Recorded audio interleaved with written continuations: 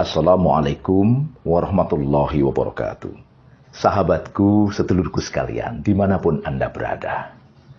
Rakyat Indonesia saat ini diibaratkan seperti jatuh kemudian tertimpa tangga. Dalam kondisi beban hidup yang berat di tengah kondisi pandemi COVID-19 seperti sekarang.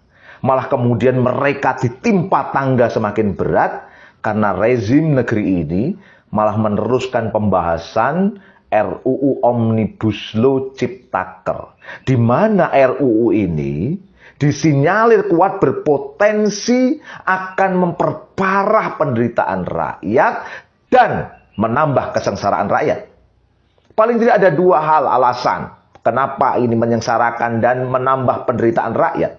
Yang pertama, RUU Ciptaker Omnibus Law ini bernafaskan bercorak liberalistik. Melalui RUU ini nanti, liberalisasi dan privatisasi sektor migas dan minerba akan semakin parah.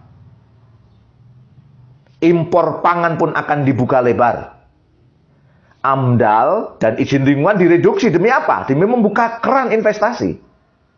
Madrasah dan pesantren pun terancam. Kemudian nelayan-nelayan kecil pun terganggu. Sementara izin untuk kapal-kapal asing menangkap ikan di zona ekonomi eksklusif Indonesia malah akan dibuka. Kita tahu semua hak-hak buruh kemudian dipangkas melalui RUU ini.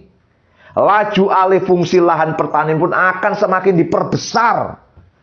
Dan yang aneh lagi, hak guna usaha itu bisa diberikan sampai 90 tahun. Padahal menurut undang-undang agraria sebelumnya itu paling hanya 25 sampai 35 tahun. Dan di masa penjajahan kolonialisme Belanda pun itu maksimal cuma 75 tahun. Ini HGU dikasih 90 tahun. Lebih parah dari penjajahan di zaman Belanda. Yang kedua, RUU Ciptaker ini bercorak sentralistik oligarkis yang akan berpotensi mengarah pada otoritarianisme. Melalui RUU ini, nanti semua izin-izin akan ditarik kepada pemerintah pusat dan yang berwenang sangat tinggi pada pemerintah pusat adalah presiden. Dan di pasal 170 sangat jelas sekali, pemerintah pusat itu berwenang untuk kemudian mengubah ketentuan dalam undang-undang ini melalui peraturan pemerintah hanya sekedar berkonsultasi dengan pimpinan DPR. Luar biasa. Melalui peraturan pemerintah bisa ngubah undang-undang. Kacau lah ini kira-kira. Jadi Omnibus Law RUU Ciptaker ini berpotensi kuat membangun kekuasaan yang sentralistik. Akibat besarnya apa? Kewenangan di pemerintah pusat itu akan sangat besar. Wabil khusus presiden berarti. Ada potensi timbulnya kroni-kroni baru di sekitar lingkaran presiden. Dan ini sangat mungkin. Kenapa? Karena sistem politik di negeri ini adalah oligarki. Untuk memenangi kontestasi politik, ada pemegang modal yang mendanai itu adalah para oligarki. Nah, para oligarki ini akhirnya enak dia. Dia tinggal mempengaruhi pusat, maka beres semua sampai ke daerah. Dan dia bisa melakukan represif untuk menyelesaikan masalah ini, yang melanggar bakal kena sanksi. Akhirnya apa? RUU Ciptaker Omnibus Law ini sentralistik, oligarkis, yang ujungnya otoritarianisme. Dua hal inilah yang jelas-jelas akan menyengsarakan rakyat. Paling parah lagi, banyak pasal-pasal yang telah dianulir oleh Mahkamah Konstitusi dimasukkan lagi dalam rancangan undang-undang ini. Kalau seperti ini kita tahu, MK itu penafsir konstitusi.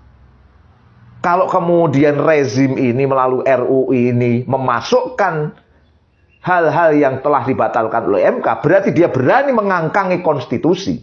Dia berani melanggar konstitusi. Pertanyaannya, yang seperti ini siapa yang mau nangkap karena dia melanggar konstitusi?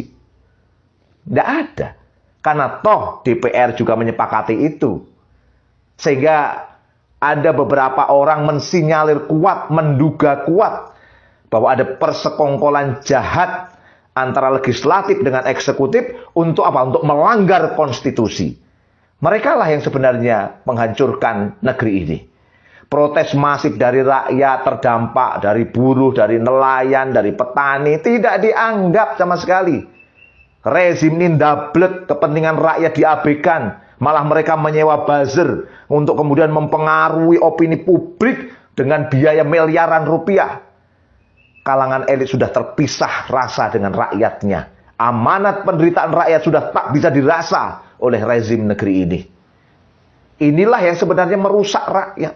Inilah yang benar merusak bangsa. Inilah yang menghancurkan bangsa sebenarnya. Tapi apa kemudian? Di tengah ramai protes terhadap Omnibus Law, malah kemudian ide khilafah dikriminalisasi. Para pejuangnya dilaporkan dan kemudian dikriminalisasi.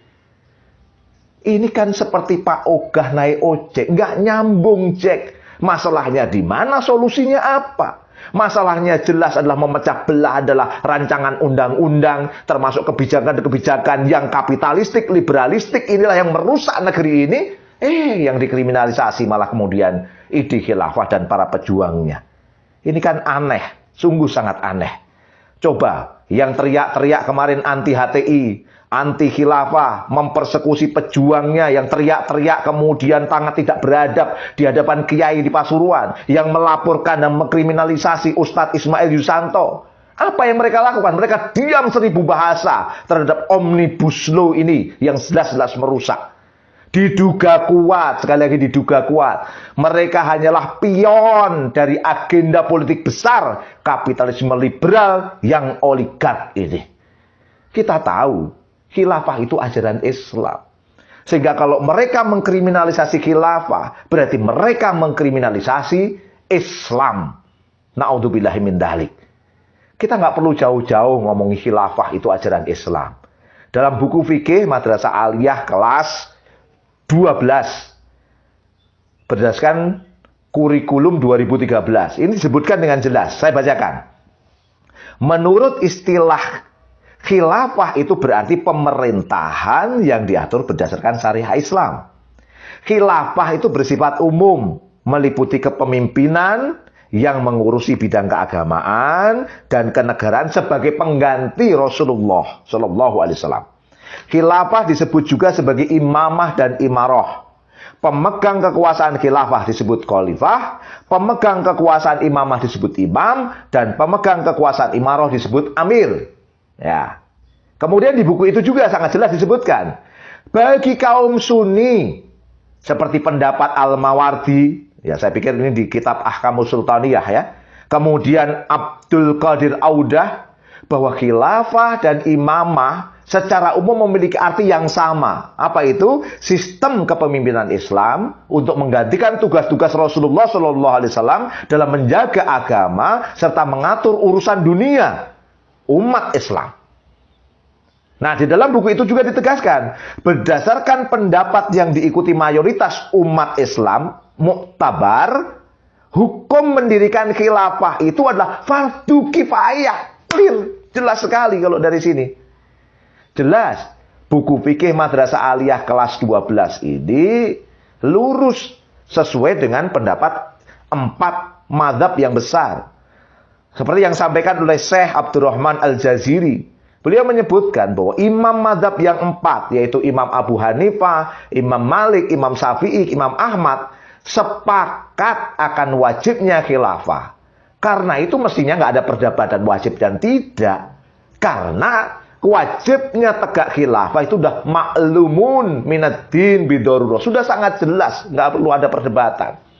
Oleh karena itu, kalau hari-hari ini ada orang-orang yang sangat benci pada khilafah, kemudian mengkriminalisasi khilafah, kemudian mengkriminalisasi pejuang-pejuang Islam, diduga kuat merekalah agen-agen dari kapitalisme liberal, merekalah yang ingin merusak negeri ini.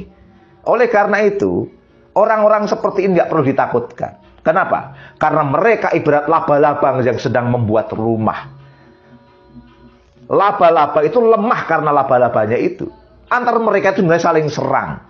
Antar pasangan bisa saling membunuh, antar kawan dan teman bisa saling menelikung. Itulah laba-laba. Dan rumah yang mereka bangun itu sangat-sangat lemah, nggak bisa melindungi mereka dari matahari, nggak bisa melindungi mereka dari rumah. Sepertinya jejaring-jejaringnya sangat kuat sekali, tapi mereka mudah dirusak.